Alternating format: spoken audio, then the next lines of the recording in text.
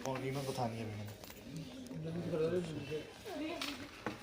आपको पता भी चला तो मुझे बोलना तो मैं हाँ कोई दिक्कत नहीं है। निशान पेंसिल लगा लो देगी ना मेरे को निशान लगा लो पेंसिल निशान लगा 92,990 निशान 93,93 ना ना कितना कितने आ रहा है चलो वो तो आपने मेरे से वो लेना भी है तो फिर कम में बराबर ही कर दो।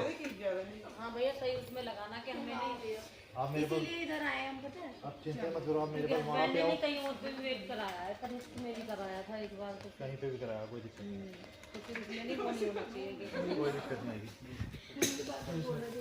ऐसे पीछे बनता है ठीक है उसमें भी पॉड है हम लोग ऐसे रख नहीं सकते विदाउट पॉड सामान करना है उधर मत जाओ ना प्लीज ऐसे रहो ऐसे पता लगेगा दोनों मिला के आपके हो गए वो कल ज्यादा ही मांगी टोटल आपका